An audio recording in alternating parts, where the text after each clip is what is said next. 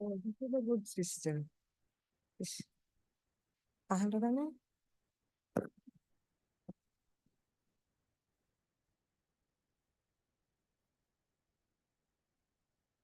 here, here, here. Is this okay? Okay. Okay. And I have to put this one like this. Okay. Oh, this is, okay, this is forward. Okay. This is backward. Thank you.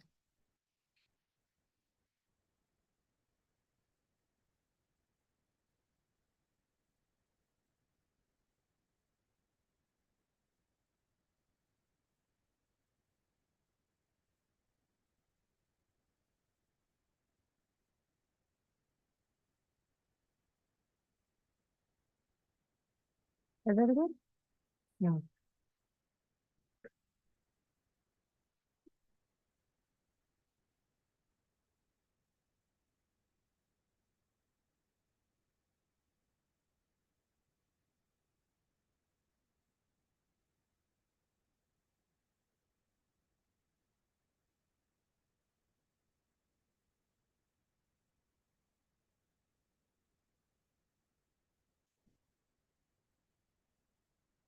Hello and good afternoon, everyone. Once again to this very special ASET Colloquium hosted by TIFR Gender Harmony Committee. I request, am I audible? Yeah. I request Professor Baswati to please introduce the speaker and say a few words about today's presidency.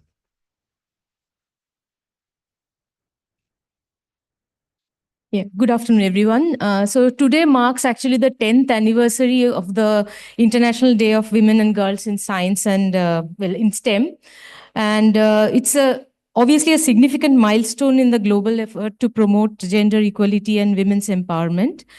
Now, science in this century is kind of dynamic, collaborative, and diverse. And obviously, its effectiveness as a powerful tool to address global challenges, it relies on harnessing all available talents. So, gender equality in science is crucial for building a better future for all. However, we know that women and girls continue to face systemic barriers and biases in pursuing scientific careers. So closing the gender gap in science requires breaking stereotypes, promoting role models to inspire girls, supporting women's advancement through targeted programs, and fostering inclusive environments through policies and actions that promote inclusion, diversity, and equity. So diversity in research expands the pool of talented researchers, bringing in fresh perspectives, talent, and creativity. So this day is a reminder that women and girls play a critical role in science and technology communities, and that their participation should be strengthened. So today's lecture is a reminder of really where it all comes from, because it talks about one of the pioneering physicists in India, women physicists in India, and I think we'll be taken through the journey of her work and life. And we are very privileged to have none other than Professor Sukanya Sinha, who will be telling us about her mother, Purnima Sinha. Sukanya herself is a theoretical physicist who did her PhD from Maryland, and now she has been a teaching faculty in Indian Statistical Institute in Bangalore. She also does popular science outreach writing, and she's a celebrated author. She has received the Rabindra Puraskar for her writings.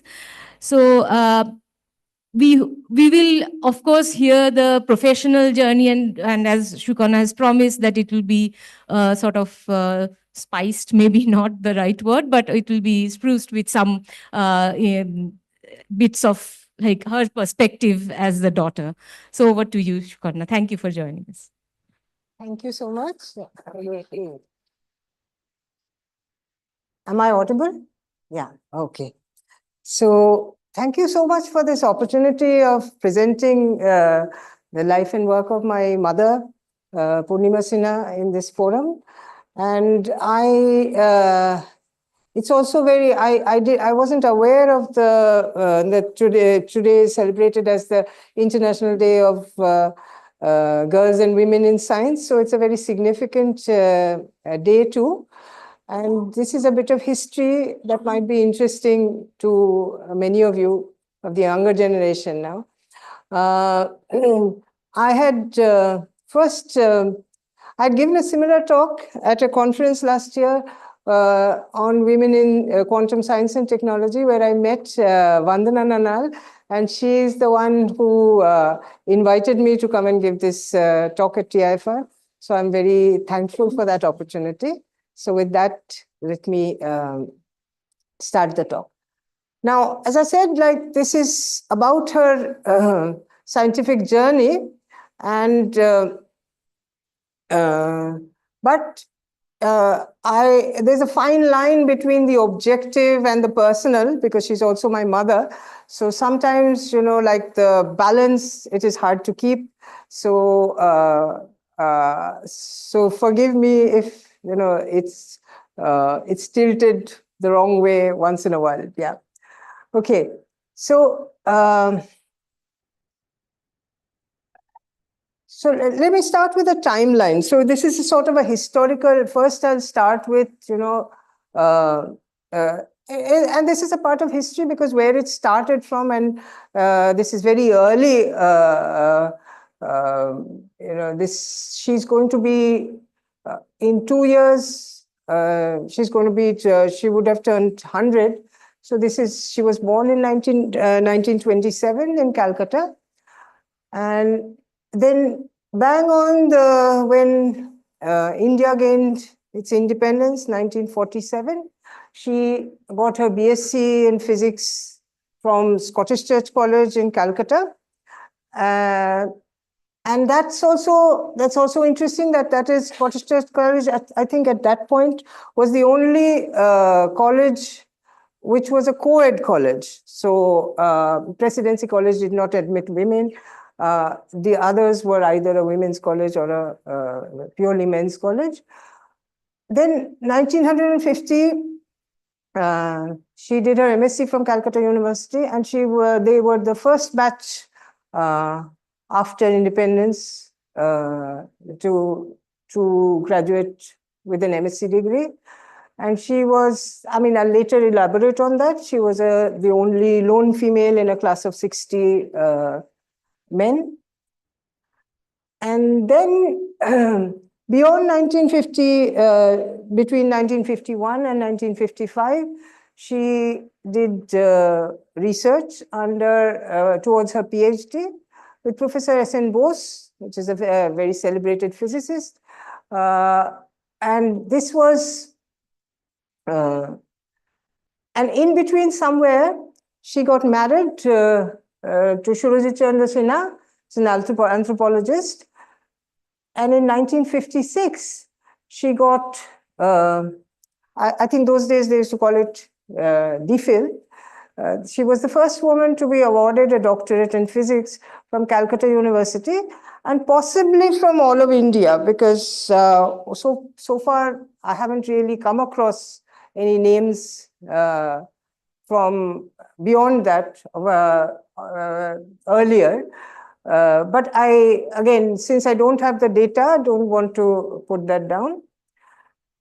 Then between 1960 and 1961, she worked in the Geological Survey of India. Why Geological Survey of India? What her work was, that I'm going to describe a little later.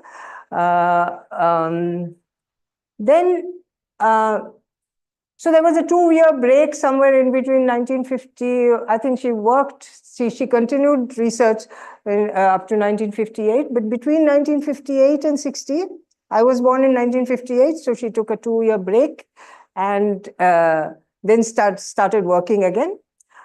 Then 1963 to 1964, then she traveled to the US with my father, who was a visiting professor in various universities.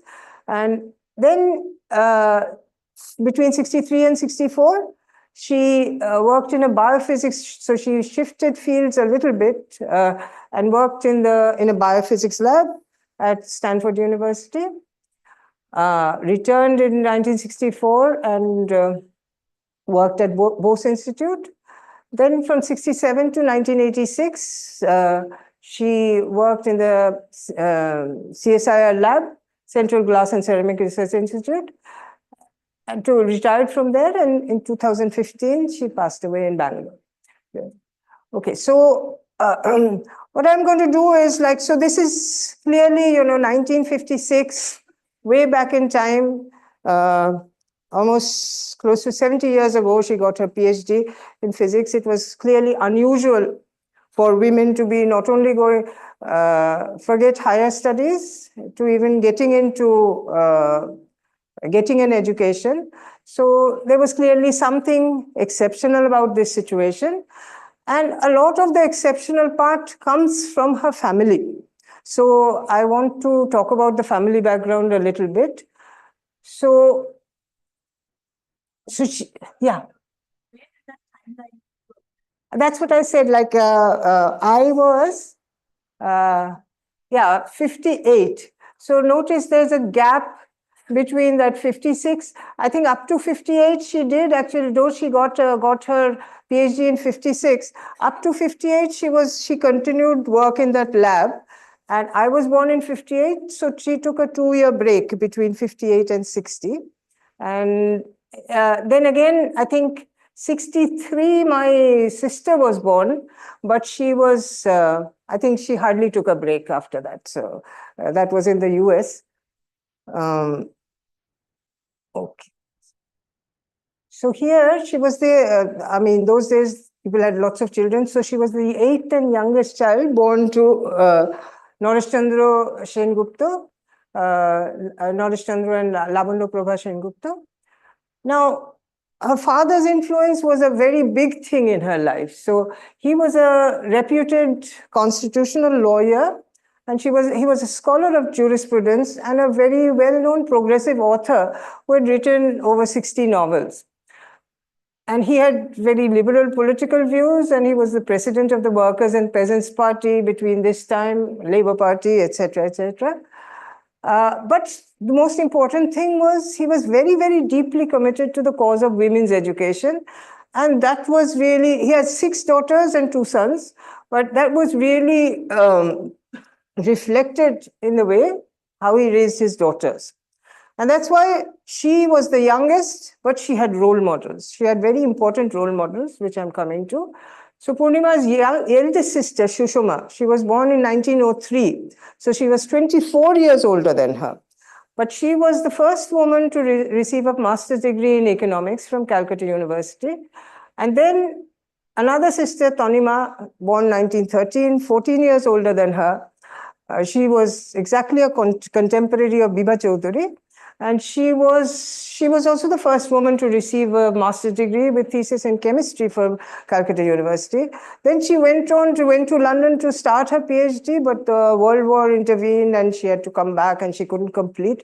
But, she had these very accomplished sisters to look up to. So it was not unnatural for her to try and pursue science. I mean, it was just not such a big deal in such a family.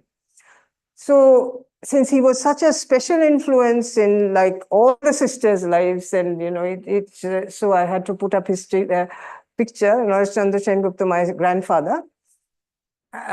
So this is how, again, continuing with the timeline. So she started her schooling in Lake School for Girls, and it was a school for girls established by my eldest aunt, Shushma Sengupta, the one who got born in 1903. And it was important because, and she was the first student. My mother was like, I think the day the school started, she was in class 1 or something like that. But it was very important because at that point, my aunt had to literally go and beg parents to send their children to school. And she got comments like, oh my God, I cannot send my child to school crossing the tram line, like that's like far away. So all that resistance, it was not such a smooth, you just send your daughter to school. That was not the thing to be done. So, and she was also very committed to, and she got a bus and, various things, she really, it was a very special school.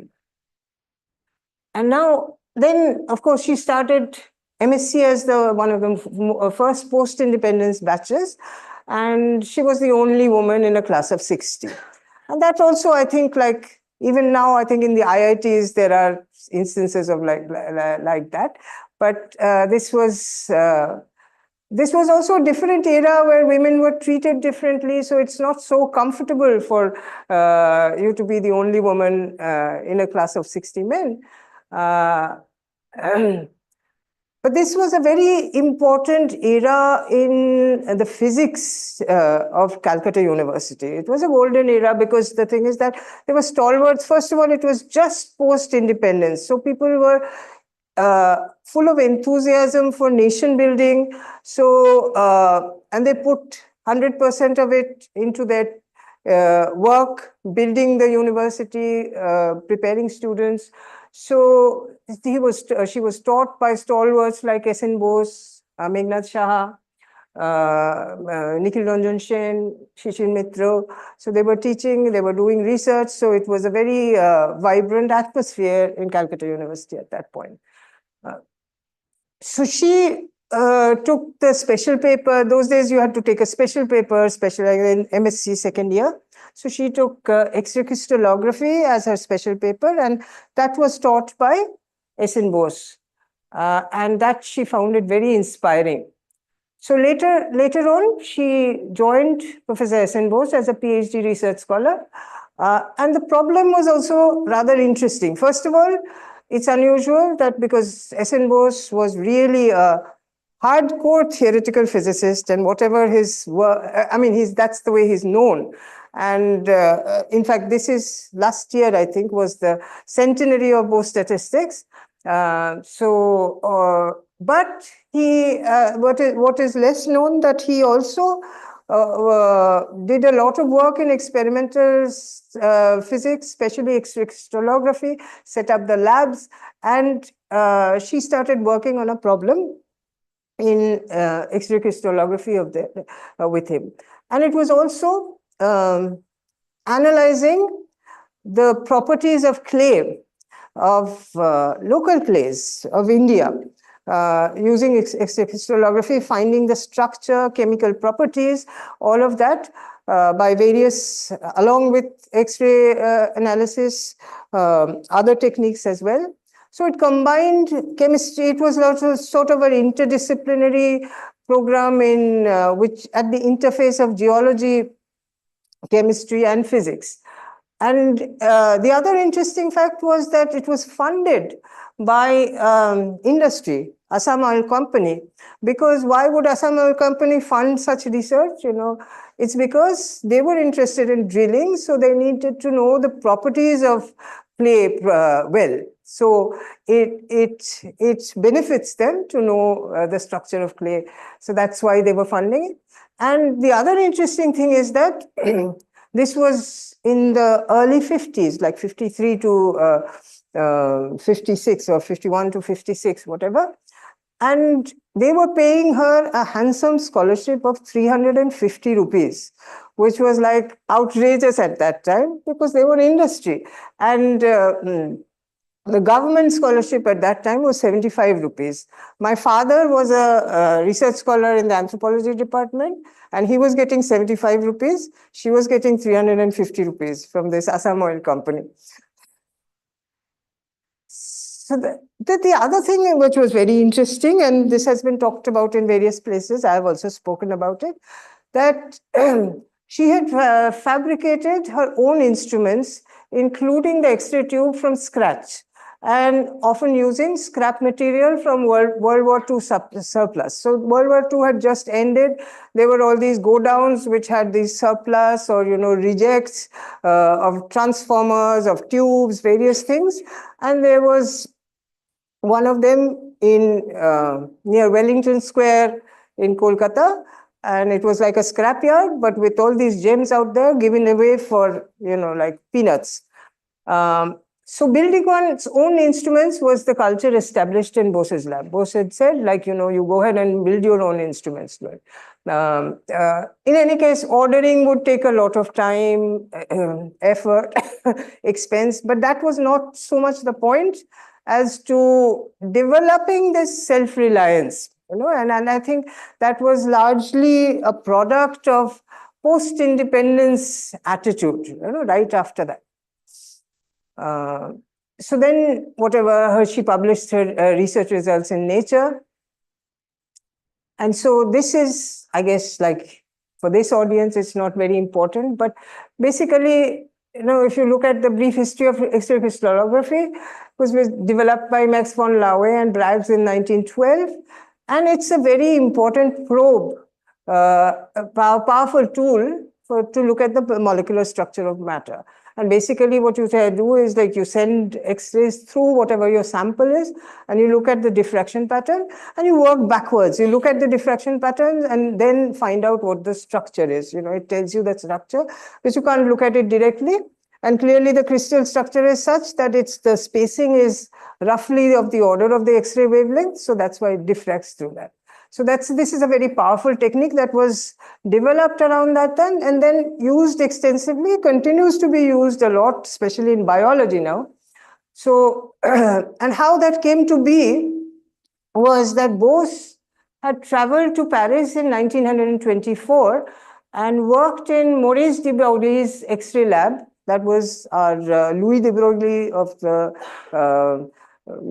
matter waves fame, his brother, to learn experimental techniques of X-ray diffraction analysis, because he wanted to, that physics was not just theoretical physics, and he's setting up a new department. So he wanted, and at that time, that was sort of the latest, trendy experimental technique. So he wanted to learn that, set up labs. He was then in Dhaka, so he went on a study leave from Dhaka. So he came back from that and set up the X-ray lab in Dhaka. Then later on in Calcutta. That's when. Okay. So if you look at the timeline, Watson and Crick discovered the double helix structure of DNA using Rosalind Franklin's X-ray diffraction photograph in 1953. And that was roughly the period where Purnima Sinha was working on a thesis project of X-ray analysis of clays in Calcutta. So it's sort of almost around that time. So here is a quote from what the experience was like. And this is quoted from her article in Lilavati's Daughters, brought about women scientists, and a collection brought out by the Indian Academy of Sciences. And this was the only article in the entire collection which was written by a mother-daughter pair. My mother and my younger sister, Shupurna, two of them wrote it together, so with their own experiences. So here it says, like around the middle of 1951, I started working on my PhD with Professor S.N. Bose at the Khoira Laboratory in Kolkata. He advised me to carry out an investigation on the structure of clay from various parts of India. He suggested that I could use techniques of thermal and chemical analysis along with X-ray scattering, and also suggested that I fabricate my own X-ray tube of the Coolidge kind so that the parts could be dismantled and put together. At that time, about 10 of us were involved in experimental research at the Khoira Laboratory. Each of that was an endowment from, I think, some kingdom, like some rich king of Khoira or something like that. Each of us used to fabricate his or own instrument according to individual needs. This was an unwritten rule in our laboratory. The more experienced research students used to initiate newer students in this mode of doing research, and Professor Bose would routinely keep track of the problems we faced in the lab as well as our progress. There was constructive cooperation between fellow students and people working in the related departments. We all enjoyed the excitement of doing science in this manner. Now, what I've heard from her, I mean, this is not maybe the typical experience of a woman, but she never felt, I think the culture of the lab was such, and that was also, I think, the tone was set by S.N. Bose, that she did not feel that, she was a lone woman working with instruments and, like men discriminated against her. But it was all a very cooperative atmosphere, and she really sort of worked on par, where she didn't feel uncomfortable at all in that situation.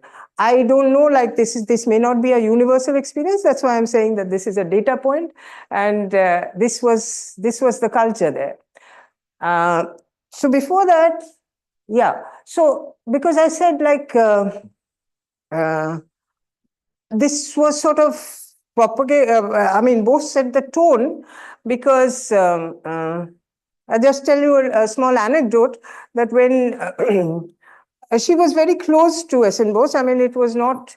I mean, not just a advisor-student relationship. It was a father figure, a friend, philosopher, guide. She was very frank and free with him. He was very important. After her father, I think he was the most important influence in her life. So she had gone to his house, and she wore very little jewelry. So his daughter said, like, why aren't you wearing any bangles? Because that's a big deal. If a woman is going empty-handed without any bangles. So he sort of cut in, S.N. Bose cut in and said that, why should she wear bangles? She deals with heavy machinery, makes these machines, and she has no need for this. So I think, like, if he thought that she was capable as a woman to build instruments, to work on this, I think that that atmosphere in the lab happened to be, with all her senior male colleagues, she had a very cordial relationship. Okay, this is just a curious historical snippet to put it in perspective as to what was happening in the world. And we sort of think that, things are getting better. In the past, women were really discriminated against. But the Bragg Lab seems to have an opposite history out here. And I found this, I don't know, I mean, this seems to be a very authentic site, but in the internet, you never know. But it's a very interesting thing that the Braggs were very progressive in their attitude in the women in science. And this was 1930s, way before my time, my mother's time. And out of 18 research students in the lab, 11 were women. And Kathleen Lonsdale was a product of this lab, and her student Dorothy Hodgkin went on to win the Nobel Prize. And Kathleen Lonsdale was one of the two first women to become fellows of a Royal Society, and she was, I think, president of the first woman president of the International Union of Crystallography, and she did a lot of work for women's rights as well. So I think X-ray crystallography was a field where women sort of excelled and were accepted at that point. But, here, today, and this was like, today, I cannot remember the date, I mean, this is fairly current. The International Union of Crystallography's online list of eminent crystallographers is more than 90% male. So somehow things have turned around the other way. Okay. And this is an interesting thing. I just thought I'd put it up because just like my mother built the X-ray tube out of scrap, here is a tin can made into a simple diffraction camera by Kathleen Lonsdale at the Royal Institution. And so you can build stuff out of very simple instrument if you have the right kind of physics in mind. So this is my Purnima Sinha's Ph.D. degree in 1956. Was awarded in 1957. This is her maiden name, Purnima Sengupta. Though I put down her date of marriage as 1953, which was the day, it was May 29th, the day Edmund Hillary and Tenzing Norgay conquered Everest. But because, that also reflects the society then, because my grandfather on my father's side was a very conservative Brahmin, and this was an intercaste marriage. So they had kept it secret for a while. So that's why she used her maiden name as Sengupta. Now, so this is her actual first page of her thesis. X-ray and differential thermal analysis of the Indian clays. And these are X-ray diffraction pictures from her thesis. And notice that all of these are like Santal Pargana bentonite, Barmer bentonite. So these are all local clays that she analyzed using her X-ray diffraction machine. In addition to X-ray, she also used the technique of differential thermal analysis. And this is a thermoanalytic technique that is basically you take a material under study and you take an inert reference and they undergo the same thermal cycles, and you record any temperature differences between sample and reference. And this gives you a lot of insight into the chemical properties, because you want a multi-pronged approach to finding everything that you can about the structure.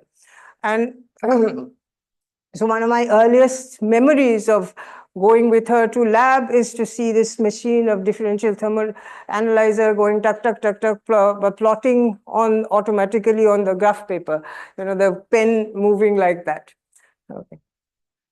So this is again, it's a strange thing to put up, because this is a page from a thesis, and this is the figure 3, and this is a blank page, and below it says the X-ray diffraction unit. And there's a sad story behind this, because the picture originally that was there is the X-ray unit that was built by her, and her standing next to it.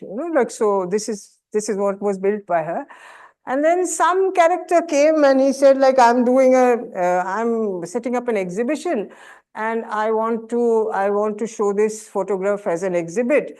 And can you give it to me? And I'm going to return to you. So all my mother does is just rips it off her thesis and she gives it to him. And he, of course, never returns it. So, that piece of history is lost forever. So I feel really sad about it. So I just put up the fact that, this was there in the thesis. So this is a picture of, I think there's another woman. I don't think I don't know in what capacity she was working, but I don't think she did her PhD with him. She was probably working as some assistant position in the lab. So this is S.N. Bose with his group. This Jagdish Sharma, the one standing behind the other lady standing here, he was very instrumental in helping my mother to go and dig through those scrap yards to figure out, find the equipment, push around and this is also a very interesting piece of history that Dirac visited Calcutta, and I think India. He also went to Madras, I think. So I visited S.N. Bose in 1954, and she was a graduate student at that time. So he had given her the responsibility of taking the Dirac and his wife around Calcutta, showing them sites and taking them to visit music and art galleries and so on and so forth. So this is a picture from the famous botanical gardens, the banyan tree, and this is Purnima Sinha between Dirac and Bose, between the two statistics. And so this is also a very grainy picture of Dirac in I think Grand Hotel where he was staying, and this is again with some of the graduate students and S.N. Bose. Say that again?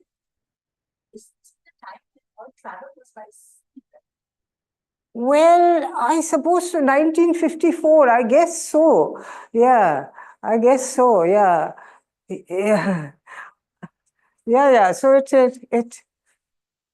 took a long time, I'm sure, but all these people came here. Yeah, I didn't really think of that the sea route must have, so it's a lot of effort. It's not like you spend like 15 hours and get here. Yeah, so I suppose so. Yeah.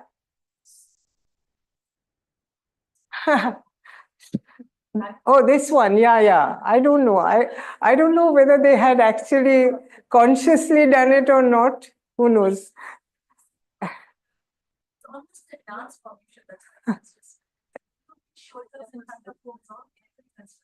I don't know. Like, it's probably just by chance. I don't think it was that careful. Huh? Maybe that was a long time ago, so I know nothing about it. Yeah. Oh, so the other thing is that the trailblazers who came before, and this, of course, Bibha Chaudhuri, who this is very specially relevant because she worked in TIFR, so it's very important. But it's very also equally strange that how, I mean, even I hadn't heard of her, say, till, like few years ago when this book came out by Suprakash Roy and what's his name? Rajinder Singh. Yeah. So that's very strange, like, so she's a contemporary of my elder aunt, as I said, 1913, exactly that. And of course, she got her PhD way before my mother, but she did not get it from Calcutta University. And she moved to Birmingham because primarily, I think, because of better equipment. She was, the photographic plates were not available and all that. So this was a long time back. So she certainly is, and she did, of course, very important work, very important, very path-breaking work that was probably not recognized in time also. Then there was Ashima Chatterjee in 1917, and she got her PhD in 1944. So and DSc, actually, I think DSc was the degree where you don't actually formally have a supervisor. So that's very significant. So she was the first woman to receive a doctorate degree in science from an Indian university all over India. And so when my mother was doing research in S.N. Bose's lab, she was her lab was right next door, and there was a lot of collaboration because she was they had a lot of exchange with chemistry. So the later work was, she moved to, when she went to the US, she worked with the biophysics group at Stanford related to the origin of life. And that was a very new and speculative field at that point. She was became interested in biology, but again, it came through the route of clay, because there was an idea originally proposed by Bernal that clay surfaces may have been the substrate for the origin of pre-biogenic polymers. And she continued to work in this area in Bose Institute in the next 2 years.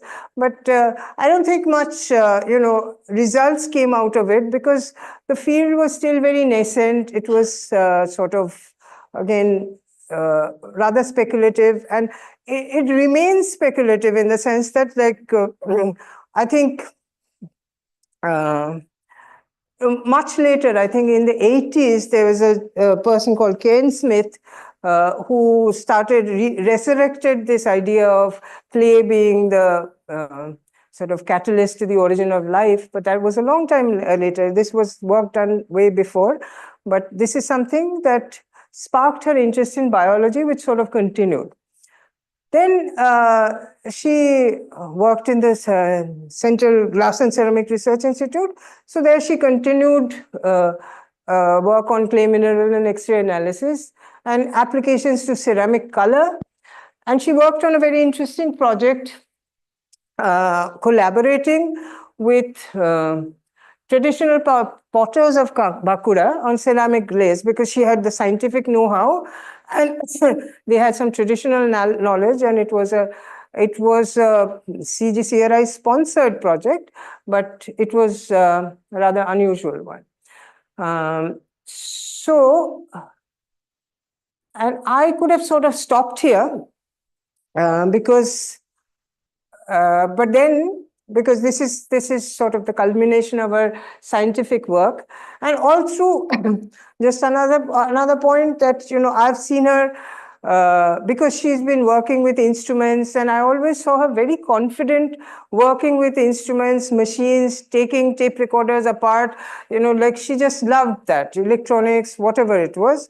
And it was so our home had a very gender reversed roles of stereotypes in that sense, because she was always into, like taking things apart, drilling, opening, working with all kinds of workmen, carpenters, electricians. She just like was at home with that. Whereas my father, was even scared to hold a screwdriver, that kind of thing. So that's what, and both of us became theoretical physicists. So we didn't acquire that knack. But really, I saw, and sometimes people feel that even workmen tend to bypass a female member and talk to the male member of the family. But like her supreme confidence in this matter, she knew like they would always first consult her, because she knew that she's the boss, she knows this stuff. So so that was rather remarkable about her. And I saw that like all through her life. She just loved this working with her hands, taking things apart, figuring out what tinkering and all that. And I think that all came from even when because she was making her own instruments, working in the workshop, working shoulder to shoulder with the workmen out there. So I think that was rather remarkable. So as I said, like I could have stopped here, but that doesn't tell the whole story of her life. And especially in TIFR, I think just because I saw the archives and Bhaba's interest in art, music, etc., I think it's also important to bring that up here. She was a very multifaceted personality, and she had like many interests, like beyond science. So this is one area that she was very interested in music. She learned Hindustani classical music vocal. And more importantly, she learned tabla, where it was an exclusively male domain, and from Gyan Prakash Ghosh. Then she actually wrote a book. She gave a series of lectures on Indian music in the University of Chicago, which was later on compiled in a book called this. And she was also an artist, which I'll come to. So the cover design was also done by her. This is something my sister has inherited tremendously. But even in here, she had, and the partnership between my mother and father was rather remarkable, because she took, in this book, one of the chapters is, it is music, but she had an analytical mind. So one of the chapters is related to analyzing a statistical kind of analysis of tribal music, which was collected from my father's collection. Much later in life, and that was a particular technique that she used to analyze this, and which was very, very unique. Much later in life, at 80 plus, she traveled to, before that she had traveled earlier to Andamans, and again on an anthropological expedition. Then we and encountered the Jaroas, who were hunter-gatherer tribe there, and heard their songs, and they were recorded. So she found some similarities with the Vedic chants and Jaroa music, and she analyzed it with the same techniques, and she wrote a paper on it, published in the Journal of Asiatic Society. And this was done like at the age of 80 plus, so it's rather remarkable. So as I said, like clay followed her all along, like she used various media, but these are some works done by her. One is a terracotta mural. You might have seen it also, this one, right? So this is this is a very large terracotta mural done on the wall. This, again, this is the one of the tribal woman with the long hair. This was Muria woman, and this was done in cement, colored cement, and this is about, I think, 9 feet long on the floor. This one of this the standing sculpture was a very interesting experiment because that was done with in collaboration with potters. So she told them how to because the throwing takes a lot of skill. So each piece of it was thrown on a potter's wheel, and then she glazed and put it together. So this was also, and this is just a part of her artwork. She did a lot, worked with various media. The other thing that she was very inspired by was S.N. Bose, who was a great champion for disseminating science in your mother tongue.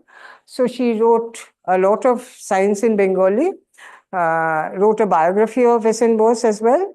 And a very wonderful translation of Schrodinger's a very important monograph, Mind and Matter. She did a very excellent translation of that called Mon o Jara Bostu. Then once they retired, they retired to Shantiniketan, and there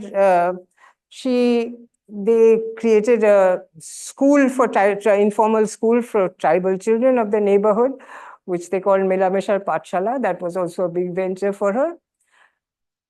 Then her deep interest in biology continued beyond her biophysics research days, and she used to read a lot on biology.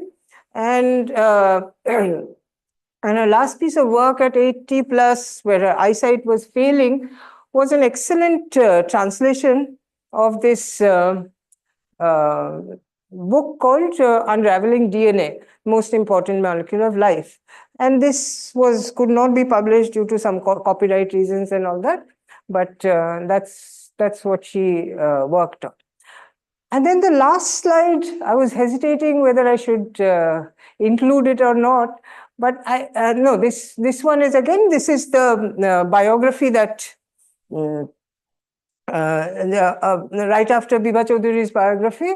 This is by Rajendra Singh and Suprakash Roy. And it's interesting that all these aspects are integrated together. So really her life was this science art integrated, woven together. But I also wanted to show this picture where this is about a year before she died. And by that time, she had broken her hip, so her mobility was limited. So she was mostly confined to bed. And she had acute macular degeneration. So her eyesight was also very poor. So she could literally read with a lens one word or one letter at a time. But she just was relentlessly reading, reading papers, reading huge books. That was just her thing, so there was a thirst for knowledge until the very end, it was extremely inspiring, so that's where I want to end. Thank you very much.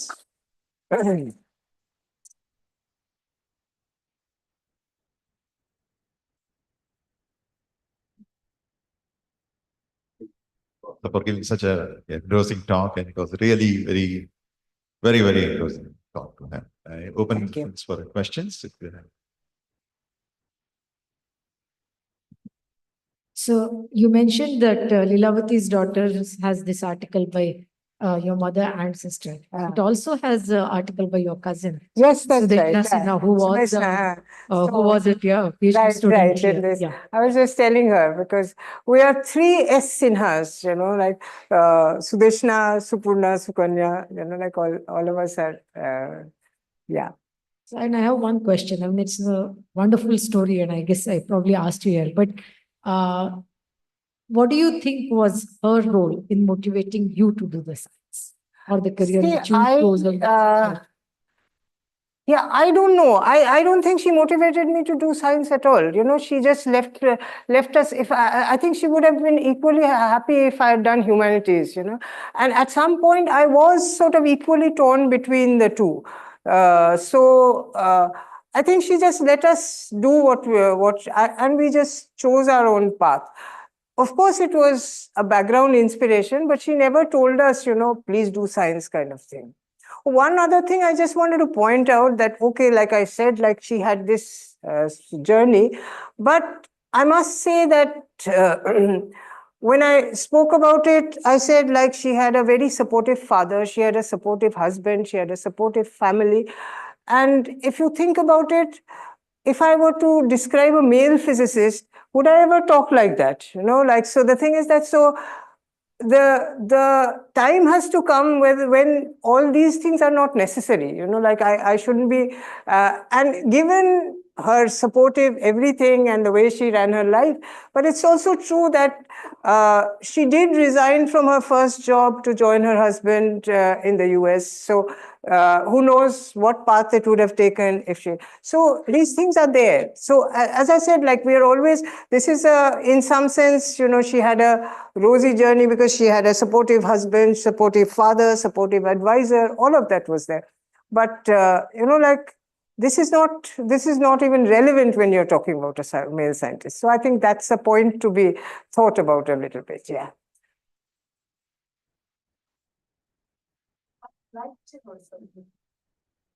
I would like a glimpse of her through your eyes, growing up, well, about both your parents. So, did they come to school? Did they drop you off? Did they discuss with your teachers? Were parent-teacher meetings a thing? I think those days, parent-teacher meeting was not a thing anymore. How was homework? How, So I tell you the perspective. I have two boys. They would be terrified of my going and meeting their science teachers. Oh, okay. No, but this was very hands-off parenting in the sense that interfering in what you're doing did somehow, I think, we imbibed the spirit of learning or working from their lives, because I used to see like early in the morning, my father is sitting and working, my mother is sitting and working. So that was the thing to do, and we enjoyed, both of us somehow enjoyed studying. But they never, in fact, the only advice my father had for studying was take some rest. That's after every exam or before every exam, that's the only thing. Don't study hard. No, none of that. Do homework, nothing. So I don't remember any such compulsion at all. So it was a very compulsion-free, as I said, like they never even told us to do science. It just happened. And but I would say it was a very democratic household in the sense that in every discussion, even when we were young, we were included and given respect. Our opinion was respected, and even difficult topics which are not meant for children kind of thing was discussed, and you could give your opinion on that. So in that sense, it was a very free atmosphere. We were allowed to read anything we liked. There were no restrictions that, this is meant for big people. Was politics discussed? Politics was discussed, I suppose. Yeah, we were just, I think we were not too much into politics at that. I guess like we knew their political leanings in some sense, but, there was no bar to discussing politics. And we also went through, I mean, at least my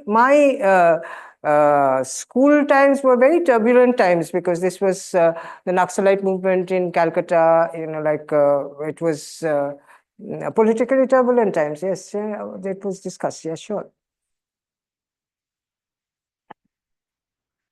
Somebody who's on the chat box. Yeah, she wanted to, that's my sister. Okay. I know what she wants to say also. Yeah, so while he does that, I have one more question.